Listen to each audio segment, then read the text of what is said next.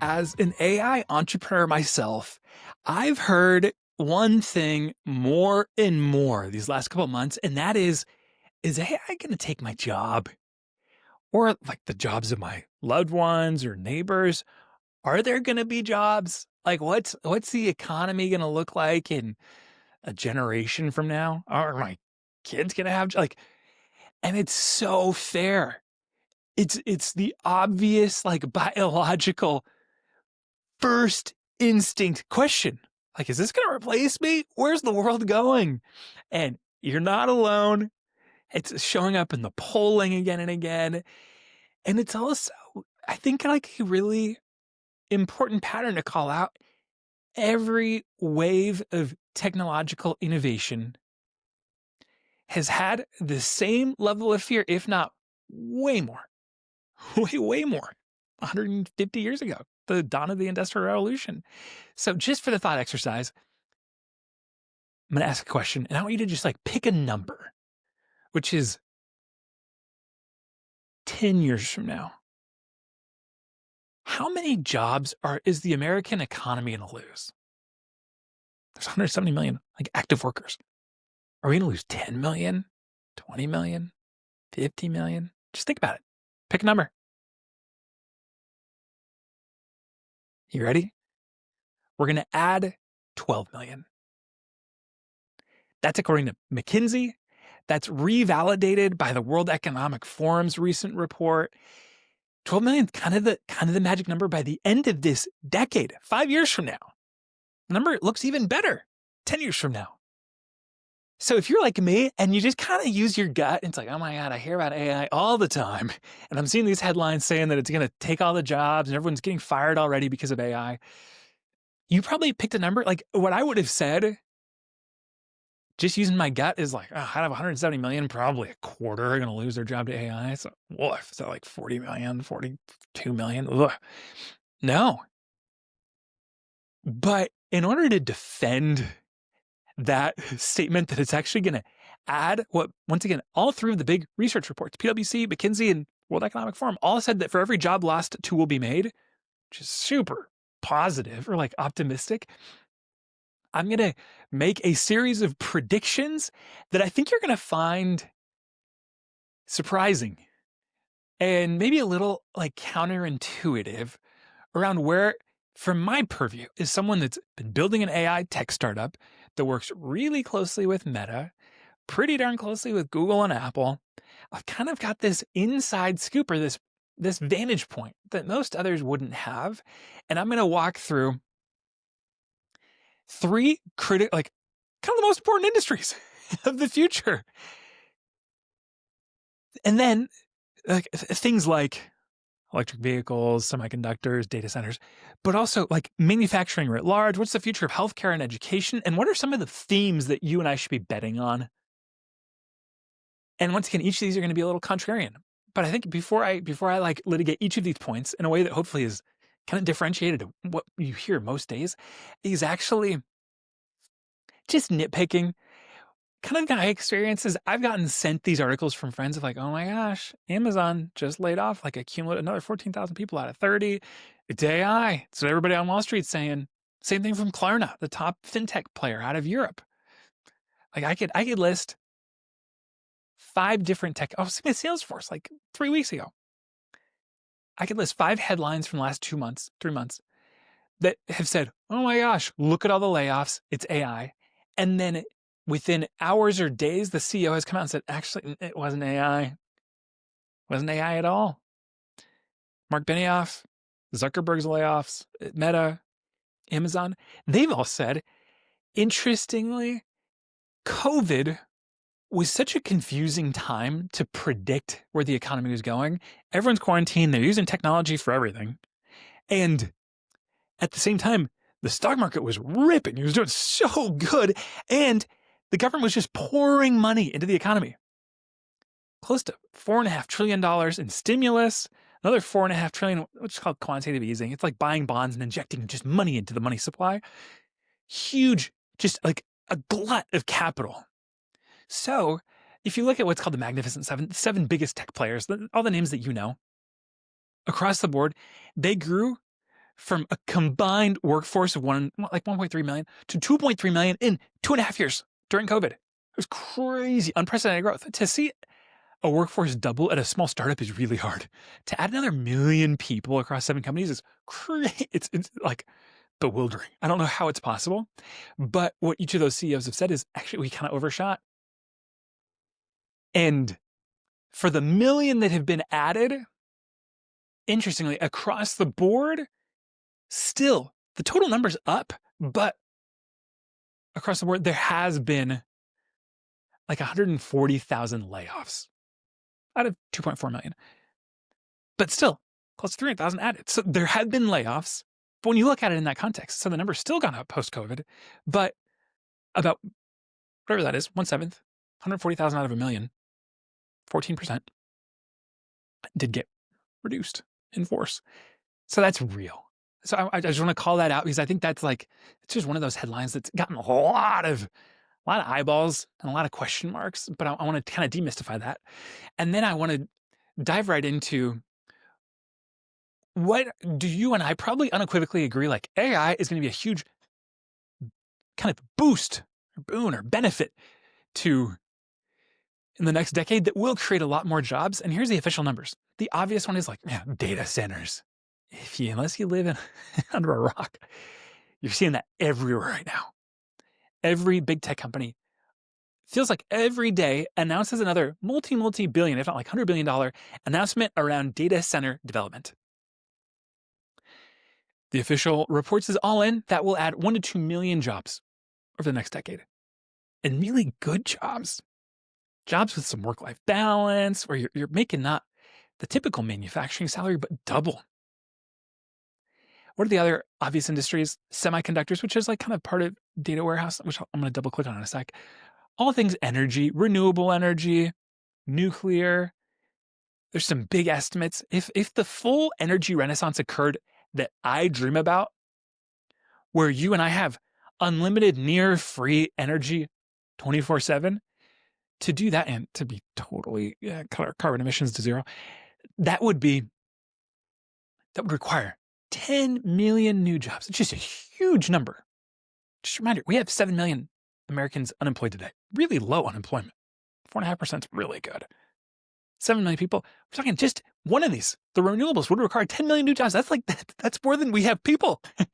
EVs, both electric vehicles, autonomous vehicles, the construction for those, like debatably 300,000 to 500,000 jobs. Robotics, 200,000. Like, these are the obvious industries that all, on average, add up to 1 million new jobs a pop. And that's with 7 million Americans looking for jobs across the board. We could get, like in theory, each one of them a job just in the big obvious industries. The interesting next one is, I'm going to kind of keep going between like, what's the positive and what's the negative? The negative is, of those, the one that's really undisputed as like a necessity to the U.S. winning the AI arms race, our national security, is us manufacturing what's called semiconductors or chips in the U.S., not just relying on Taiwan, which obviously has all these risks with China. And Biden, of his various legislations that he got passed, the one that I liked the most was the CHIPS Act, $280 billion to make sure that chips are made back in the U.S., which hasn't been the case in 30 years. There's a lot of headlines that have come out about that. For every headline that talks about AI replacing jobs, I just always want to post in the comments the first thing saying, hey, just a reminder, the CHIPS Act created north of 100,000 jobs on paper. That's what it was supposed to do. Guess what? The only reason the CHIPS Act is getting dramatically paused and delayed is there aren't enough Americans applying for it. It's close to a 30 to 35% like gap between hiring targets and actually jobs filled. Another way to put it is like, per year over the next decade, just on the larger semiconductor industry, separate of just the act, 100,000 new jobs a year expected. Right now, the US is graduating less than 2,000 students per year focused on that. Once again, good, well-paying, like lucrative very sustainable industry. I mean, if you work in semiconductors, you got a job for a long time. There's this huge employment issue getting enough Americans interested and trained to actually work in what is a very lucrative space. So I'm just going to pin that. For every time you hear another 20,000 jobs cut by Salesforce, well, no, that was because of the bloat, because of the overhire. Look at the CHIPS Act and just type into whatever, ChatGPT or Grok, and ask how many of those have gotten filled. The estimate is for the next couple of years, there's still going to be a 30 to 40% lag. And what that really, really means, and this is what's the more controversial part I'll skip, is Taiwan has been the historic, like, kind of monopoly over semiconductor development. I haven't thought of this stat in a long time, but it's something around like 70% of uh, basically what's called like a lower bandwidth chips. It's nanometers that are 7 nanometers and above. But the really high performant chips, the ones that are like 2 or 3 nanometers up to 5, the ones that power AI, Taiwan and TSMC, this behemoth of a company, do like, I know it's north of 90% of global supply, just in that one little island of 20 million people. We have such a human capital shortage in semiconductors that the controversial part is the companies keep requesting more visas to bring Taiwanese here to either do the job or at the very least do really good training of Americans. That one I'll skip because it's an interesting one to read about. It's kind of loaded. But the stats are the part that's, once again, kind of irrefutable. 30% shortage and another application for 500 Taiwanese to come to Arizona or Ohio or Texas for these big buildouts. Next one that I'm going to get to is now casting some vision of what I believe the future will look like in some of the most critical and like interesting industries to conjecture about in light of AI. I'm going to pick manufacturing first because that's another one. I had an uncle who listens who sent me a note of like, oh my gosh, look at all these jobs that are getting automated by Amazon and the robotics on the assembly line. And here's the interesting, I think, view or belief I have, which is, what are some of the existential things that have just kind of monopolized the political discourse these last couple of years? Is how do we onshore manufacturing back to the US, primarily when labor in East Asia is 50% cheaper, much less lower regulatory hurdles they have to get over, and oftentimes cheaper kind of materials as well. Is tariffs the solution? Here's the really interesting one. The future of manufacturing is the person that's actually screwing on the bolt or connecting the hood to the car. Is that a human? I'm quick to concede it won't be a decade from now, much less 5 years from now. But since our peak in 1979, when the US had 20 million Americans working in manufacturing, that number has only dropped by 70 to 100,000 each year since, with no uptick. We've already been hemorrhaging manufacturing jobs to cheaper labor supplies. 1979 to today, 46 years, 47 years. The way to actually rejig our economy and bring manufacturing not to nearshoring to Mexico, but to onshoring in the US actually is robotics. That's the number one cost driver, the human capital. And if you can automate the $30,000 to $40,000 a year jobs in the US that you can pay China half, Vietnam less than half, it changes the entire economic structure, actually allowing this really cool prediction around, in the next decade, 25% of manufacturing that's imported to the US will actually be onshored back to the US because robotics makes the economics work. And all of a sudden, there are all the other positive benefits of, oh, well, if it's produced in the US, then the shipping costs are less and the environmental impact is less. It is the silver bullet, not tariffs. Complemented with tariffs actually uh, has merit when the tariffs are kind of surgically used to offset Chinese subsidies. But then it also changes the equation from, whoa, if we're going to onboard what's close to $1 trillion a year in manufacturing supply back in the US, interestingly, on kind of in net, on average, the jobs that will be displaced by robotics in US manufacturing assemblyment today will get replaced by a completely different job, which is, I know it's going to sound sci-fi, but it is robot maintenance. It's every human in the loop to manage manufacturing that's now far more automated. And those jobs, and this is the part that's really compelling. What I'm saying is the number of manufacturing jobs in the US, some reports expect to grow, but the exciting part is each of those jobs are a little bit more technical, require some certificates, and therefore pay double. That's the story to our average manufacturing worker in the US. The job's going to change. It's going to require training. But hey, at the end of the light at the end of the tunnel, let's double your pay. I like that story. I like that story a lot, much less onshoring all our critical technology again, making sure it's built here defensibly with all the IP protections that we've kind of seeded over the last generation. That's a huge boon to our economy. It should lower costs to the average American in a time where inflation's roaring. Oh my gosh, there's so many benefits. So that's that interesting take. Just to be clear, I'm going to just rattle off what's everything I've said so far. The big reports, for every job loss, there should be 2 created, globally and in the US. There are the big AI-driven sectors, semiconductors, data centers, renewables, EVs, robotics, that will create net new jobs, but even the manufacturing will have a net positive impact because of AI, and it'll lead to double the pay.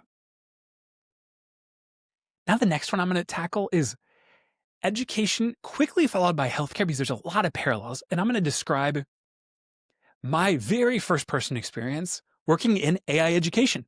I don't do this much. It's not an ad. I'm not necessarily pitching like the Immerse product, but I am explaining this insider's look I have, which is the cost structure and productization of a education company with teachers we've always had and continue to have, means that statistically at my company and all the other ones and all the schools, each teacher's time, typically 30 to 50% of it, is spent on administration. It's the homework assignments, the grading, the tests, the every step of managing a class and all the notes that you have to send out.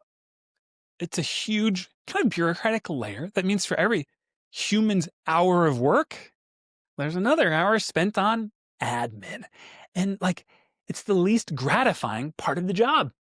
Teachers don't get into teaching to grade tests. They do it for the human relationship with the students and the impact and the mentorship. I'll now give the exact vision that we've been realizing for the last 7 years at Immerse, which is what is a human-centric AI learning journey that prioritizes the learner's experience and the teachers. It's one where instead of a student showing up, just picture your high school Spanish class. Instead of showing up, the teacher lecturing for 40 minutes, having 5 minutes for questions, and then you do the homework after, maybe the pre-reading assignment for the next day, and then a test, it flips everything. All of a sudden, the student at Immerse, and this I earnestly believe will be every educational sector and level in the next 5 to 10 years, every student will be paired with their own curated, bespoke AI agent trained on their unique strengths, weaknesses, goals. Maybe it's their school's objective. Maybe it's their employer's learning objective for them. And with that, each lecture transition to a unique, bespoke, AI avatar driven learning experience where you're actually, where the core content is kind of disseminated to you in a way that's just super bespoke to your unique needs. Followed up with each step of assessment being AI driven, once again, in a curative manner, culminating in what we call like the human in the loop engagement that is highly collaborative, creative, fun, engaging. Instead of listening to a rote lecture for 40 minutes like I did in my French class back in the day, you show up to your class, either with your teacher one-on-one or in a group, already prepared with the content, already curated for you, ready to perform, to collaborate on group projects in a way that much more closely role models what that academic subject lived out will be like once you leave the school. So play that out.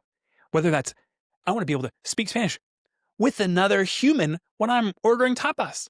I want to be able to use not the accounting for a test, but for a business project. I want to fill in the blank. Each time it is using your human interaction collaboratively and output driven, not just another step in the rote memorization game. So it flips the entire role of teacher and student to AI curating each step of the learning journey, each step of the assessment, learning more and more about you and getting better with each iteration. And the teacher now freed up with double the amount of time for the actual human collaboration and learning experience. And that changes the cost structure. For every 1 hour of teaching time, now we have 2. It allows us to prioritize better teachers, teachers that have more headspace, more social bandwidth. It's offloading all their least favorite parts of the job. It allows us to pay them more. It's actually this really interesting net positive at every juncture for the teacher. More time, less stress, more fulfilling work, less bureaucracy, better pay. That second sales pitch, I already did the one for the manufacturing person. Hey, I want to double your pay. Same thing for teachers. What about that sales pitch? That's compelling. And interestingly, the exact same thing I believe will occur quickly in medical care, where AI will shine in a way that I don't believe will actually reduce the number of jobs, but perhaps grow it. AI will shine similarly in each of the steps. Actually, I'll do the offshoot around, man, AI for drug development is a miracle right now. I've been reading these studies around like, whoa, cancer diagnoses, thanks to AI, just bumped by 50%. The actual drug discovery for a cancer treating therapeutic was 50% more effective because AI was used in the development. Like, golly, that's miraculous. I'm so thankful. So there's that whole side of the house, all the new technology, all the new drug discovery, all the validation, magic, magic, magic. But back to the human in the loop and the number of jobs, just play out the exact framework I just described, where the doctor is the same thing. 50% of their time is used on the bureaucratic administrative layer. And every single step of that AI will disrupt and should remove to 0 so that you and I each have a telehealth AI agent in our pocket the moment we come down with a runny nose or got a sore back. And that AI agent, just like on the educational side, has your entire corpus of data indexed in a way that a doctor or a teacher could never brush up on. And similarly, whether it's education or healthcare, curate the exact solution for you, run the diagnostics, perform all the check-ins,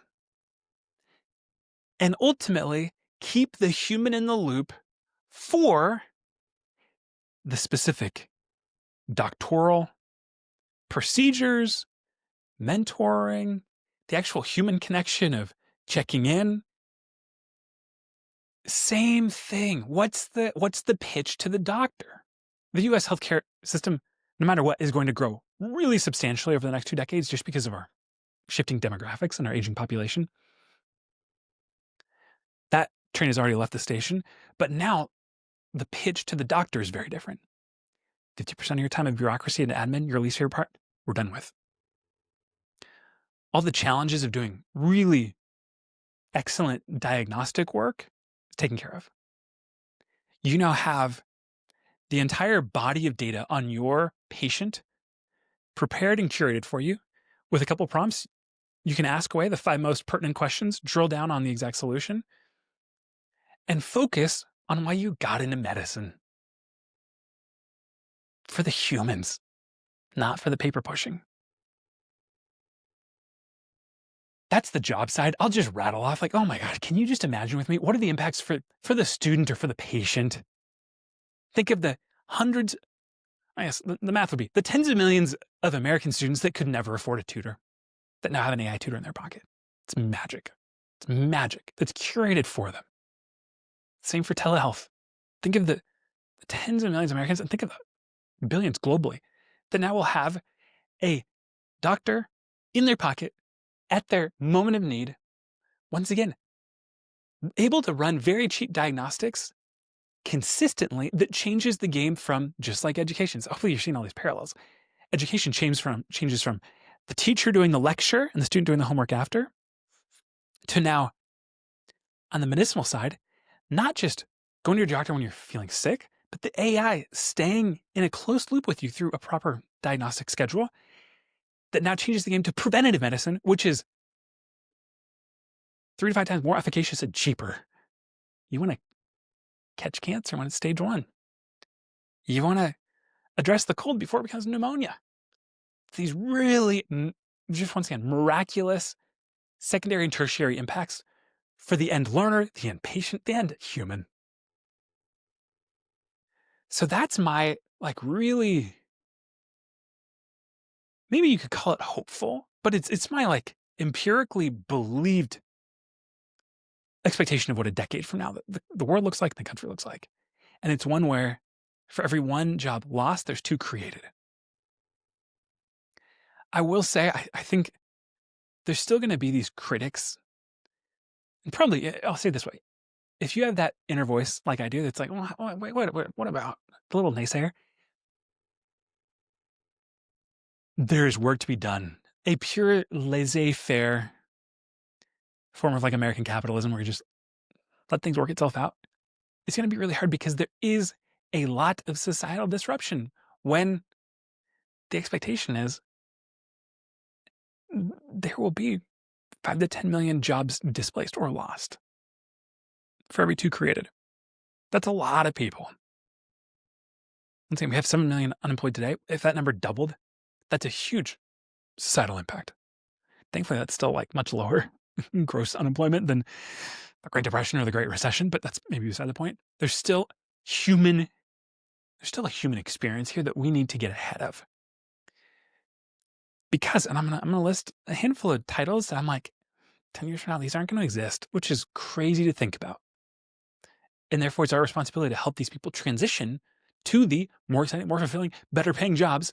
But man, you and I aren't going to hear about humans ever again being an assembly line worker, an inventory clerk, a data entry specialist, a warehouse picker, a forklift driver, a fast food worker, maybe even a waiter, the room service attendant at your hotel, the front desk, the retail cashier, the bank teller, the postal clerk. A lot of that's going to change. But in aggregate, the opportunity on the other side is so worth it. So worth it. The individual impact for both sides of that transaction, the worker and the client, the teacher and the student, the doctor and the patient, both sides win in this future. As well, there's this whole play around. If you want to solve our economy, help people achieve the American dream, and fix our deficit, we need radically boosted labor productivity, and this is how you get there. It's these tools. I've said this a couple times now. The magic number for the US to actually fix our deficit, we need to get to 4% GDP growth, not 2. That's really hard. It's only possible with AI. It's only possible with everything I just outlined. So there's so many lights at the end of the tunnel, but there's hard work ahead. For me, it all boils down to this one last piece. The train has left the station for all of these critical technologies. It's happening. There's really no going back unless the government throws such onerous regulation that slows things down. But otherwise, it's happening. It's happening in 5 to 10 years or less. Instead, it is, how do we care for the American worker that needs to transition? And that's where there are a couple of solutions I've heard of, nothing that's really that thoughtful yet, but I would advocate it's a couple of core building blocks. How can the government, in the moment of need, not just put another American on Social Security or disability or unemployment insurance, but instead, in that exact moment, have most likely a federal program or maybe state that helps mentor that American to understand, look at all your opportunity, regardless of your age, your ethnicity, or your proclivities, or whatever. We don't care. Let's help you achieve the American dream. Who are you? What do you want to be? What are you going to get good at? What do you enjoy? Here are 3 sectors that are booming that will pay you double. And here's your path to get there. It's this 6-month certificate. It's this community college program for some of the intensive ones. But with the right support and the right funding, I think there's total case to be made that actually, this is from a small government advocate myself, that the government should pay for all or most of that, or have some really clever incentives that upon achieving it and then getting the job, then they have kind of the full benefits. There's some really creative levers you can add to ensure folks don't game the system. But the government actually should be in the loop because there will be societal disruption. And if not stewarded properly, it will have more of this damning effect of Americans disenchanted by the technology, quicker to vote for a politician that'll mandate regulation to slow it down, and we will lose all of these benefits. We will lose the AI arms race to China, and it will boil down to a slower economy, less of the American dream realized, international security jeopardized. There's so much riding on this. So, as always, if you've made it this far, thank you for listening. Hopefully this gives you I wouldn't call it optimistic, I wouldn't call it naive, but a courageous hopefulness for where I think the world should go and how we need to realize it, and how we need folks in DC to really rally to the moment at hand. So, if you enjoyed it, as always, send it to friends. Thanks for listening, and see you next week.